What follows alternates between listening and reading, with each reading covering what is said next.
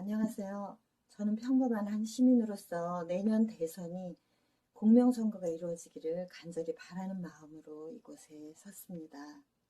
제가 걱정하는 것은 재검표 과정을 통해서 작년 총선이 부정선거였다는 증거가 쏟아져 나오는데도 중요한 매스컴에서 이것을 크게 다루지 않고, 따라서 우리 국민들이 이것에 대한 깊은 인식을 갖고 있지 못한 것 같다는 것입니다. 제일 답답한 것은 그 작년 총선에서 가장 손해를 봤을 제1야당이 침묵하고 있는 것입니다. 부정선거에 대한 재판은 원래 6개월 이내에 하게 되어 있는데 1년이 지나서야 재검표를 시작했다는 것도 이상하고요.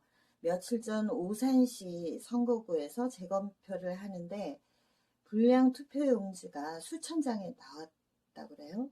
그리고 심지어는 투표관에 날인이 없는 것도 나왔는데 이것들이 다 유효표들로 주로 처리되었다는 소리를 들었습니다. 선거 소송이 120건이나 내년 대선 이후로 미뤄진다는 소식도 들었습니다. 참으로 답답한 일이 아닐 수가 없습니다. 우리나라 헌법 1조 2항에는 모든 권력은 국민으로부터 나온다고 되어 있죠.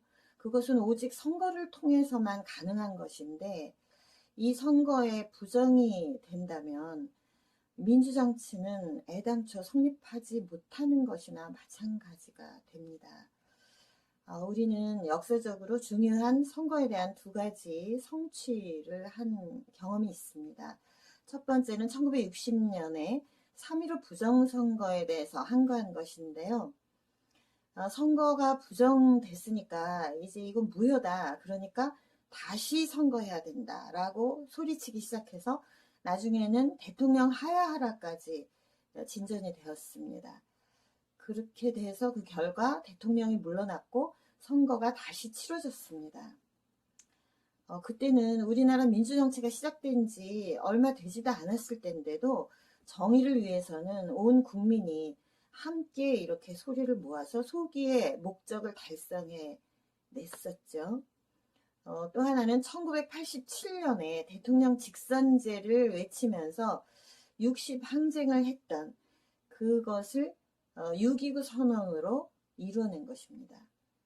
그래서 피 흘리지 않고 국민들이 대타합을 이뤄냈다고 해서 국제사회에서도 아주 널리 우리나라 민주 역량이 인정받았던 그런 놀라운 경험을 가지고 있습니다. 그러면 지금은 우리가 그때보다 퇴보한 것일까요? 결코 그럴 수는 없습니다. 우리는 이 위기에 강한 국민들입니다. 단지 우리가 너무나 이게 편리한 생활에 익숙해지다 보니까 느슨해졌고 부정선거의 기술 또한 익숙해져서 그것이 그 교묘함에 우리가 속았고 그리고 그것을 외쳐야 할 통로들이 막혀 있었기 때문입니다. 그러면 우리 국민들이 그 통로를 함께 뚫어내야 하지 않겠습니까? 한 방울 한 방울의 물이 끊임없이 떨어지면 거대한 바위를 뚫듯이 우리 국민들의 이 정의를 향한 외침 한마디 한마디가 거대한 이 불의의 침묵을 뚫어낼 수 있을 것입니다. 불의 앞에서 침묵하는 것은 불의에 동조하는 거나 마찬가지라고 합니다.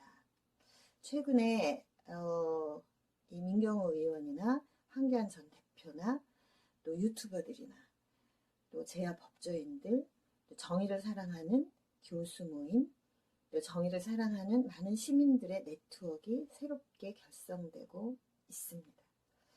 오늘 아침에는 그 대전 충청 지역의 그 국힘의 평당원들이 내년 대선의 부정선거 방지 대책위원회를 만들어라, 그런 국민기구를 발족해라 하는 소리를 냈다는 반가운 소식을 들었습니다.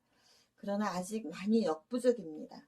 그래서 우리 국민들이 이 민주주의가 서느냐 쓰러지느냐 하는 이 위기를 오히려 우리 민주시민의 역량을 과시할 수 있는 좋은 기회로 삼았으면 좋겠습니다.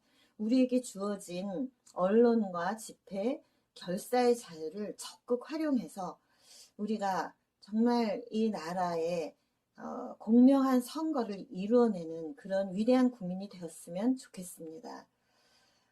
이 역사의 물줄기가 정의로 돌이켜지는데 나도 거기 동참했노라고 우리 후손들에게 자랑스럽게 말할 수 있는 그런 기쁘게 동참하는 많은 국민들이 일어섰으면 좋겠습니다. 함께 해주셔서 감사합니다.